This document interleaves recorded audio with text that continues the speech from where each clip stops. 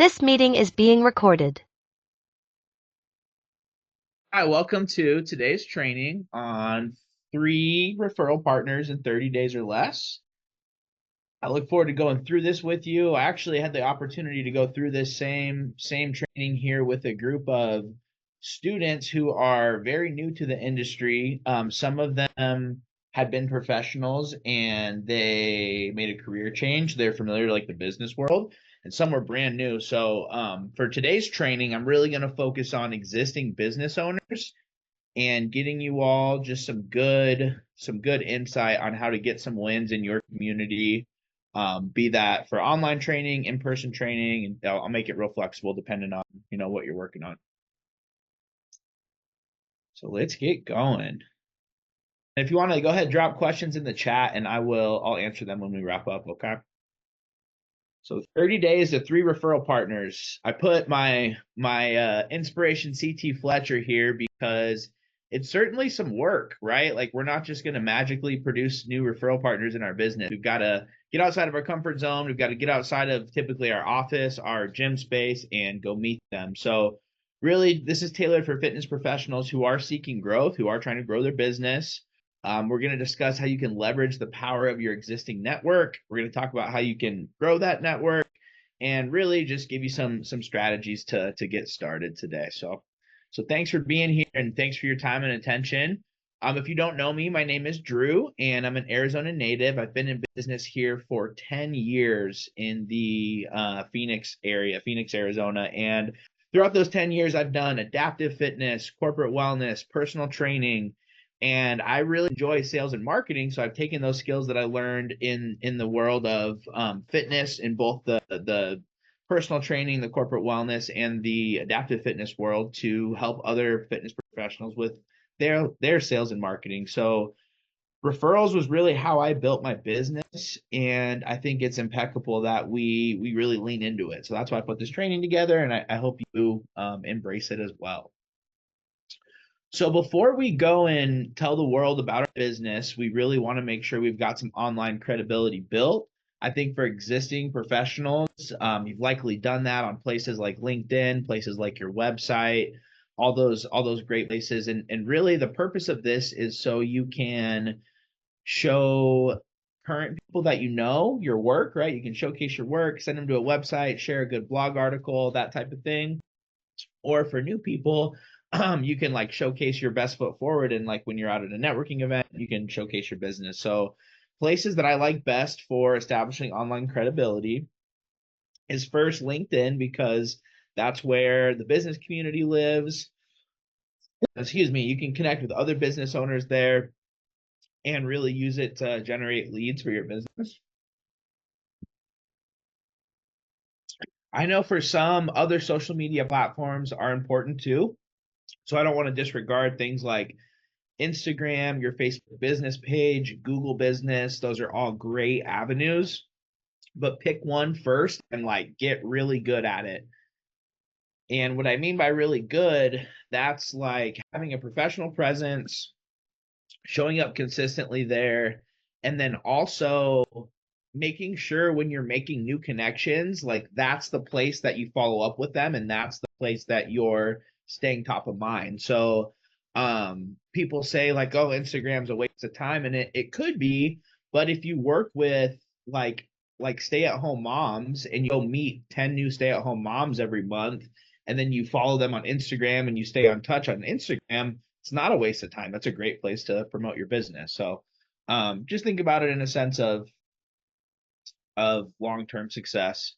So once we establish that online credibility, we've got a place to host our expertise. We've got a place to send people. Could be a place to capture reviews, but make sure you do that before you get out there and start promoting to the world. And really want you to understand the power of referrals, because it's an extremely cost-effective way to acquire a client. There are certainly other ways to go about it. Like for people who have big ad budgets, they could say, hey, I'm going to spend $500 this month on getting new leads to this lead magnet. And of those $500, I'm going to get, 4 new clients. So I made my money back. And for some people, that's great. And for others, it can be frustrating, because I know, like in my experience, I haven't done a lot of paid advertising. So even when I try to do it, I don't do it well. And a lot of the agencies that I've connected with too, who do, Facebook ads and all that good stuff, they don't necessarily have the expertise in my market and in my business. So I prefer like warm referrals, warm introductions, even cold introductions, meeting new people, just because it's my personality and it's my skill set. So I still think there's lots of value in things like paid advertising, but this route is more cost effective, certainly, and for me, it's more my business style. And for you, adopt what works well with what I'm sharing here and what you're currently doing that's working well too. It's been shown that word of mouth marketing builds trust and credibility. It's kind of like, if you tell your friend that the movie was awesome, they're more likely to go see the movie. And referrals have higher lifetime value as well, especially in the fitness space. Like if you've got a place where you're seeing people in person, referrals are coming in to see their friends. Maybe they join a semi-private session with them. It's much more impactful to have those folks around long term. It leads to a better client experience because again, they're their friends, they're their community coming in, and they can definitely significantly boost your revenue. So even if you have, let's say, 10 clients that you're seeing on a monthly basis, and you simply asked each of those clients for a referral, in a roundabout way, in a direct way, or in a very nonchalant way, I think every month you're going to produce a couple new clients out of that activity. So leaning into that current client base initially is huge. So these are referrals in a sense of client referrals. Let's talk a little bit more about like business referrals and people who know you and can know you in the business community. So this is another business who refers clients to you. They typically serve the same type of target audience. I think that's really important. You don't want to, establish relationships with like a bunch of sports coaches if you don't do sports performance training. So make sure this is certainly in your lane. And you want it to be a win-win relationship in a sense that you can provide your expertise to their folks and they might have something to offer your folks too. And the way you can frame this up is typically in like let's call it like an education campaign where you all host a webinar very similar to this. You do an in-person workshop, you even write like a newsletter blog where you're offering expertise and that referral partner is offering expertise. So in our world, this works well with nutritionists. If you don't do a lot of nutrition coaching, it can also work well with chiropractors, physical therapists. And that's what you're doing is you're educating, you're giving, you're showing up for the community. It also could be like an in-person, like a walk or a run. It could be something of that sort too. So don't sell yourself short here with just doing a workshop. There's so many different things you can do as a joint partnership with a referral partner, but you really want to make sure first that you've got that same like client avatar, if you want to call it that, in mind when you're making connections in the community. So this is really just networking, right? And the benefits are you can expand your reach to attract new clients. And it's certainly work. Again, like if you've been to a BNI group or anything like that, like they require weekly attendance and a pretty hefty annual investment. I prefer to build relationships outside of that where, I think those are certainly valuable for some. In my experience, I've had better luck like building one-on-one relationships with business owners that are either in my location, a part of like a chamber of commerce that is close to me, or really, really just trying to get my name out there to local businesses. So I really think if we can focus on just like building a good reputation in the business community, these referral partners will start to come naturally. And some ways you can build positive reputation is, introducing yourself on platforms like LinkedIn, offering to either help out with something they're doing, like, hey, I know a lot of companies do an end of the year holiday party. Could I provide a raffle or something like that? Just really putting your best foot forward and providing value up front. And I know I've had bad experiences with networking in the past, and typically it's because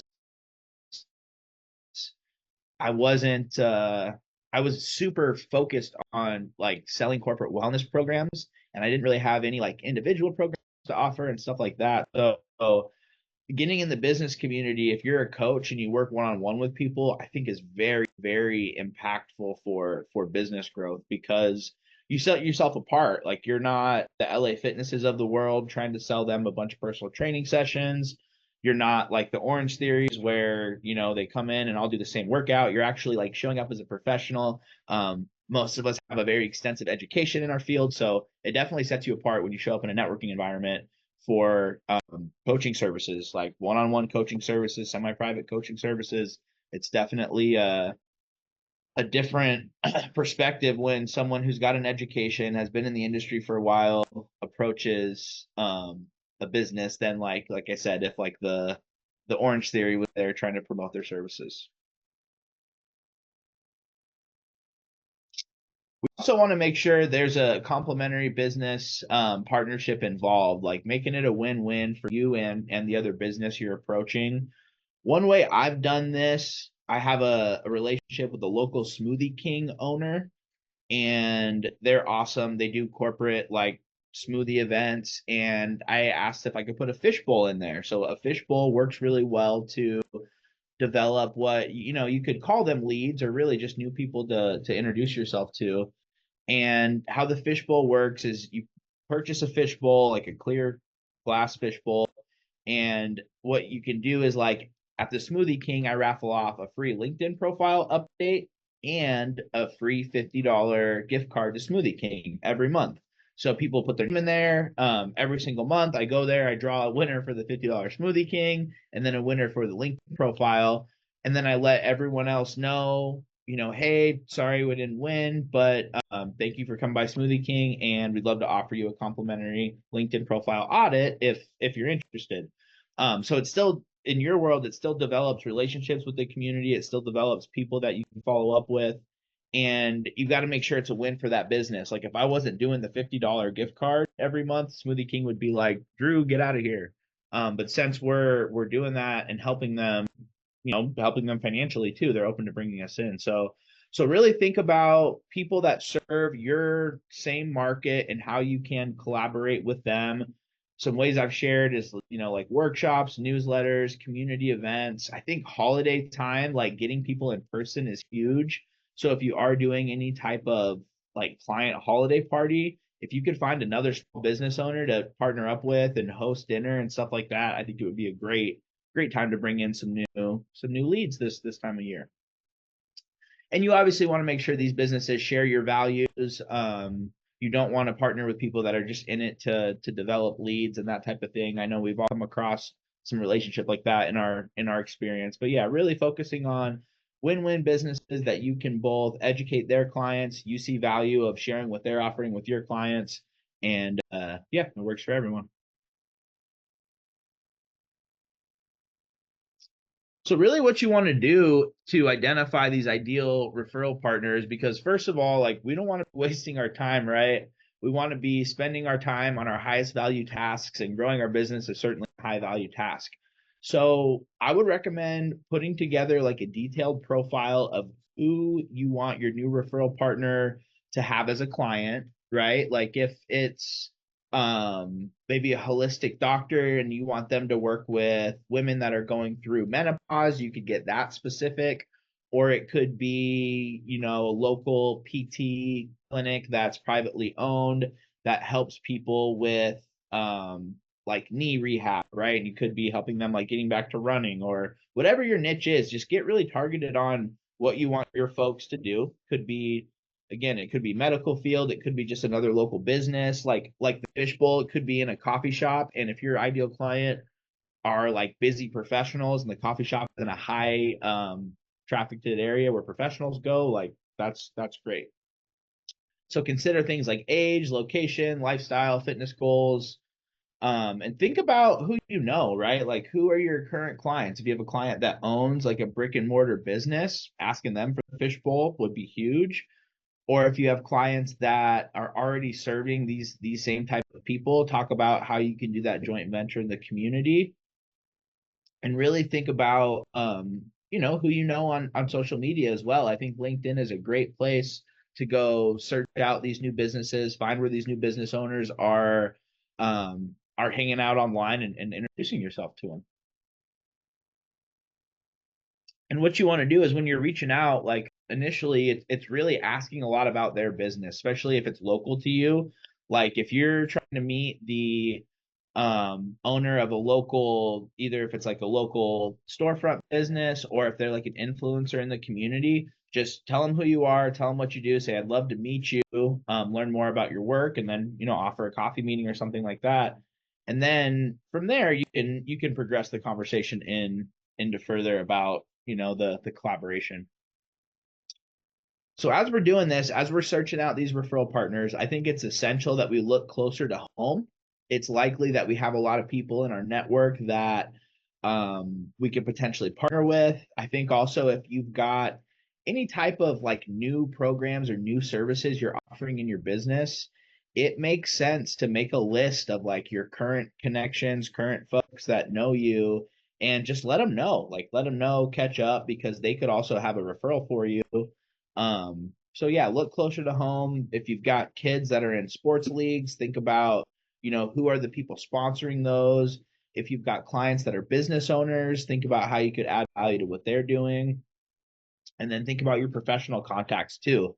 Like if you go to someone for your taxes, or if you've got a really good insurance person, like a client appreciation event with an insurance person, I think would be a pretty good win if they're willing to do the work of getting people there with you and all that good stuff. And it could be like, if you don't have anyone in mind, it could be as simple as leaning into your social networks and saying like, hey, local business owners, I'm looking for someone to do a client appreciation event with. Like, here's my criteria. If you'd be interested, let me know. I think groups on social media are phenomenal for that. So yeah, just really trying to give back to clients, and also getting yourself in positions where you can meet new people at scale. This is talking about meeting people, right? So how do meetings work with new people? Oftentimes, I know when I first started getting out in the networking world, I was very tied to the outcome of like, okay, cool, I'm meeting this person, but I just want to sell them, corporate wellness or whatever it was. And what I learned was like I would let myself down a lot, like have these high expectations, and it's not really in our control, right? So all we can do is have a opportunity to meet someone new, share how we can help, and if it's a fit for them, great. And if it's not, that's okay too. So I would really encourage you to not be tied to the outcome, and think about this on like an aggregate scale. Like if over the year you meet 40 new people, and of those 40, 10 referred you a client, like that's pretty good, especially if it's a long-term client. Like if your lifetime value of a client's over a year, like 10 new clients from one channel is pretty solid. So to do this, we really want to make a great first impression. And in the business community, my experience has been like, let's be go-givers and be willing to help out, be willing to gift services for raffles, all that good stuff. Definitely develop a concise and engaging introduction, especially if you're sending things like cold email to people you don't know, or if you're wanting to share things in social media groups. Just be really concise on what you're asking. Highlight your expertise and the benefits to the partner. And yeah, I think being upfront with your interest in collaborating is really helpful.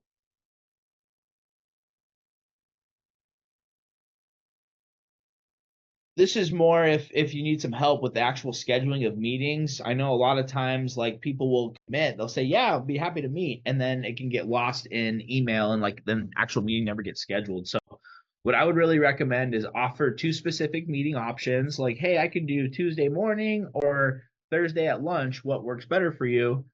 And typically once you get that response, just schedule it. So I think that's best, is asking them for times that they're available.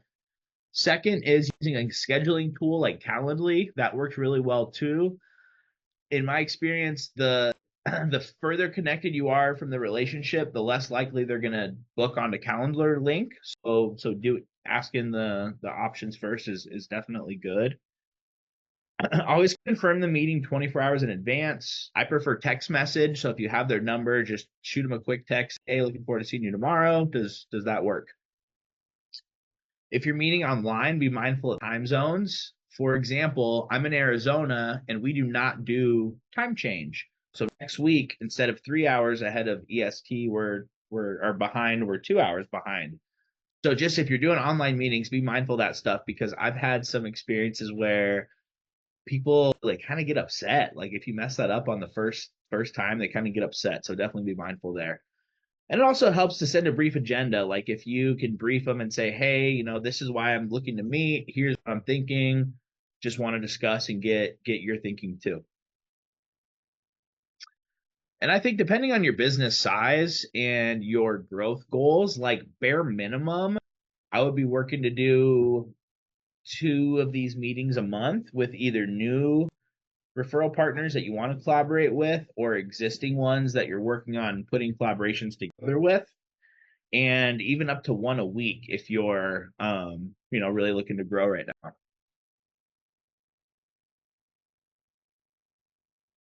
This is key. Consistent monthly outreach. We got to be doing this stuff on a monthly basis at the minimum. Like I said, 2 meetings a month, up to 4, up to 8 if you're really pushing it.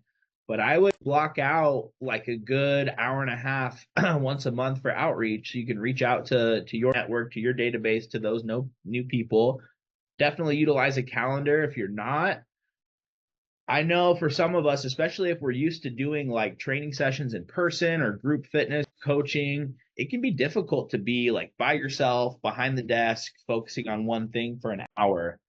So what I did that really helped me in the past was I took my Google Calendar where all my client appointments live, right? Like personal training, corporate wellness, LinkedIn marketing, whatever. The clients of all those appointments live on the Google Calendar. Well, I had to start putting my community outreach on that Google Calendar as well, blocking it out for an hour just as I would a client session and treating it very much so the same way. Because if I didn't, it wouldn't get done. Like a client would text, I'd look at the text message, not focus on the outreach or the marketing. So I would really recommend, if you're not doing it now, plug in time for community outreach, time for marketing on your actual appointment calendar and treating it just as you would a client session. Set reminders for consistent follow-up. Like Gmail's pretty sharp, where if you send an email and people don't respond within a certain time frame, it'll flag you or flag the email to the top. I think that's really helpful when we're doing outreach, especially to business owners, because they're busy. And staying on top of it is usually, the best way. I can't tell you how many times I've met someone, but it took me 2, 3, 4, 5 reach outs to actually get the meeting. And it's not uncommon. People are just busy. Like I had a new guy on Wednesday tell me he's ready to get going, working together, and I sent him all the information. I texted him, I followed up. He just hasn't gotten back to me yet because he's busy. And I talked to his colleague today, and he's like, "Oh man, he's wants to get going, but just busy." So we got to give people grace and know that even as fitness professionals, we might have some flexibility with schedules and stuff. A lot of professionals don't. So being diligent about follow-up is very impactful, and also being professional with like setting the appointment, sending a calendar invite, all that good stuff is very important. So here's our action steps. So really what we got to do is build a strong online presence first before we start, inviting everyone to know about our business. And we do that on a place like LinkedIn. We can do that through a website. We can do that through a Facebook business page. Just make sure whatever channel you pick, you're going to be good at it. You're going to be consistent with professional content there. You're going to be consistent with people going to that channel, like eyes on it. Could be, again, lots of different channels, but make sure you're consistent.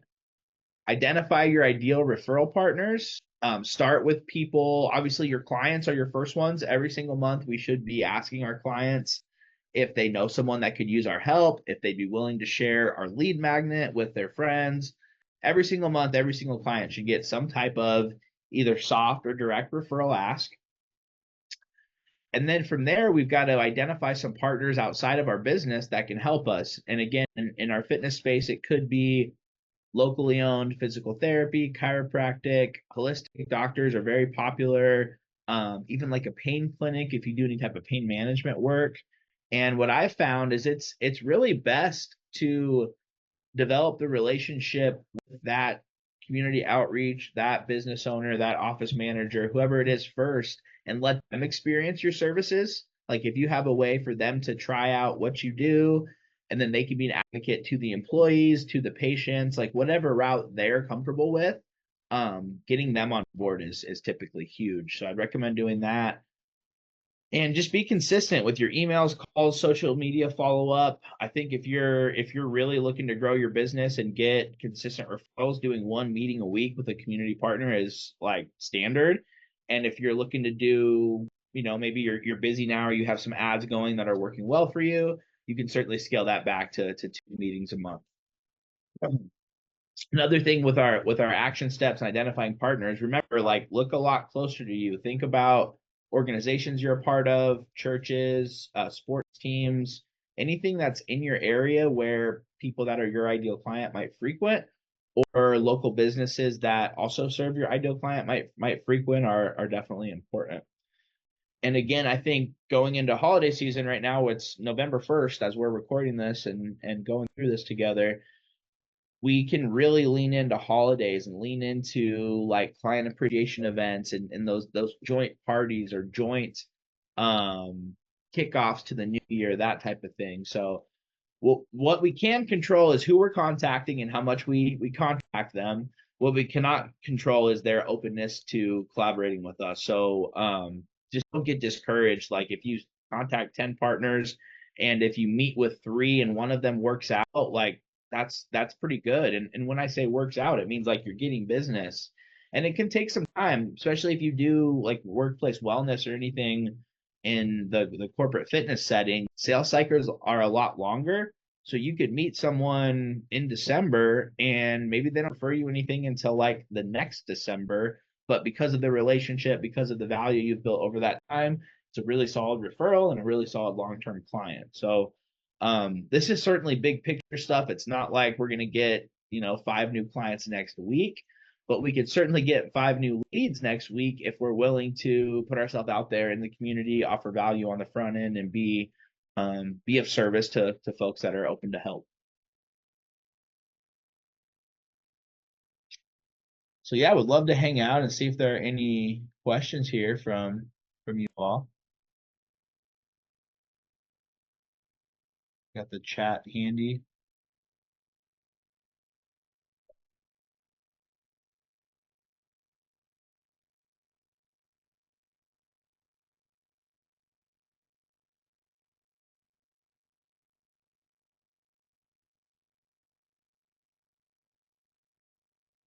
Well, what I'm gonna do, I do have a toolkit, the 3 referral partners in 30 days toolkit. And typically I sell it for $100, but since you all are so kind to join me live today, I'd love to just get you access to it so you can use it.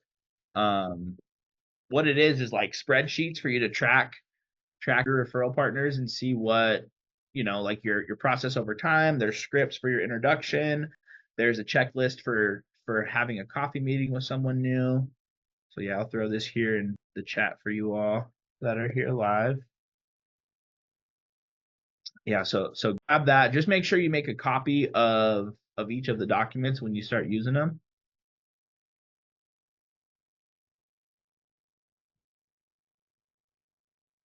Cool. Well, yeah, if there's no questions, thank you all for your time and attention today. I hope you're inspired to get out there in your community, get in front of some folks, lean into your client base for referral asks, and definitely continue to grow your business as the year wraps up, because it's not best to wait till January. Let's get moving on this stuff now, and we'll stay top of mind. Okay. So thank you. I'll reach out if you have any questions. Okay. Definitely go through that guide.